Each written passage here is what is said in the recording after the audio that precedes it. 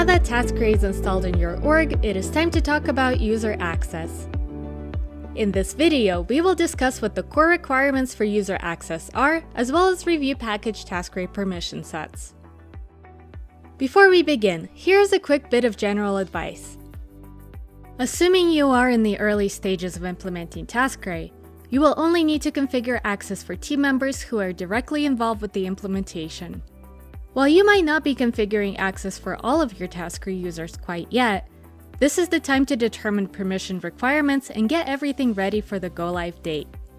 With that said, regardless of where you are at in your TaskRay implementation journey, the information in this module is foundational and will help ensure that your users have a seamless experience when using the app and managing their work. Without further ado, let's jump into our main topic, which is all about user access. Ultimately, access is comprised of three key elements for every user: a Salesforce license, a TaskRay license, and TaskRay permissions. Let's break this down. TaskRay is a Salesforce native application that gets installed directly into your org. Therefore, in order to use the app, users need to first have access to the Salesforce org, which is granted via a Salesforce license. Then, to access the TaskRay app within the org, every TaskRay user needs to have a TaskRay license. Finally, every TaskRay user also needs to have TaskRay permissions assigned. Permissions control what users can or cannot do within the TaskRay app once they have access. You can think of it this way. Licenses provide a point of entry, whereas permissions control specifics around what the users are permitted to do with the data that they have access to. We'll begin by reviewing TaskRay licenses. From the configuration standpoint, licenses are simple and there isn't much configuration work besides provisioning them to users. That being said, there is one important consideration to note on licenses in Salesforce environments.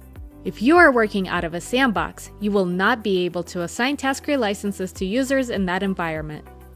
This is because TaskRay assumes a site license in sandboxes, giving every sandbox user access to TaskRay automatically.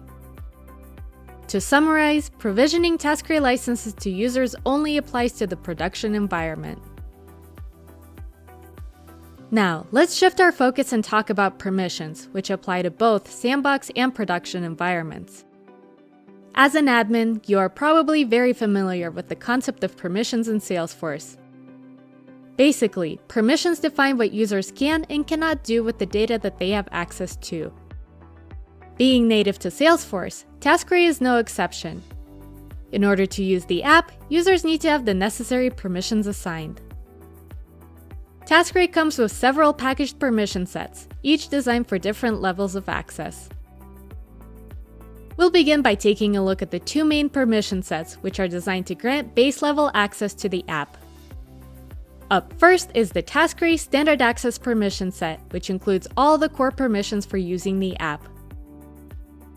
With this permission set assigned, users can interact with TaskRay data in the most common ways end users need, including creating projects, managing tasks, and performing other updates to TaskRay records. This is the recommended permission set for most TaskRay users, as it ensures the necessary level of access to all the main functions of the app.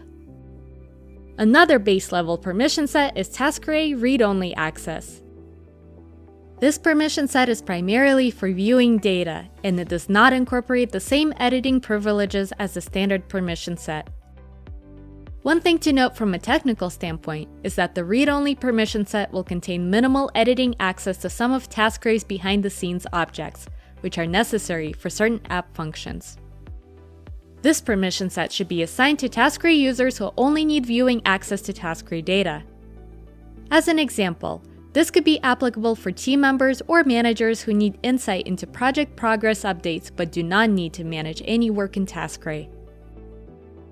We recommend using one of these packaged permission sets when setting up user access. Not only do they guarantee that users can access and use all of TaskRay's core features, they also help ensure that there are no disruptions whenever new TaskRay functionality is released. As TaskRay product releases take place, the packaged permission sets are automatically updated to reflect the changes, such as to incorporate newly released objects and features. That being said, if the packaged permission sets do not align with your business requirements for user access, you can consider a custom approach. With the custom approach, there are also some best practices to consider to ensure that access is set up properly. We won't spend too much time on this now, but if you are considering tailoring user access, make sure to review our video on custom permissions. Next, let's talk about additive permission sets. Additive permission sets can be used to elevate user access, such as for admins or resource managers. These should be assigned in conjunction with one of the main permission sets, as they do not grant base-level access to the app. For example, take a look at the TaskRay Admin Access permission set. This permission set opens up access to certain TaskRay admin settings, as well as the configuration hub. It does not, however, grant access to the main app functionality. So, what would the permission set assignment look like for a TaskRay admin? At the base, we have the standard access permission set, which ensures that the admin has access to all of the core app functionality. Then, the admin additive permission set is assigned to open up extra access for app configurations. As a TaskRay admin, this is also what your permission set assignment should look like. Some of the other additive TaskRay permission sets include Project Manager Access, which grants elevated privileges for making changes to in-flight TaskRay projects. Next is the Template Manager Access. This additive permission set should be assigned to users who are responsible for managing TaskRay templates. The last one that we will call out is Resource Manager Access. This permission set provides access to TaskRay's resource management functionality, as well as resource settings that can be found within TaskRay's configuration hub. As you map out your requirements for user access within TaskRay, you can bundle and assemble various combinations of additive permission sets according to job functions and responsibilities. And if you need more details, you can find a comprehensive list of all TaskRay permission sets on our support site. Well, that should cover the essentials when it comes to configuring access for your TaskRay users. To summarize, when setting up user access, every TaskRay user will need a Salesforce license, a TaskRay license, and TaskRay permissions to use the app. As a reminder, if you have requirements to customize permissions for your TaskRay users, make sure to check out our video on how to approach custom permissions.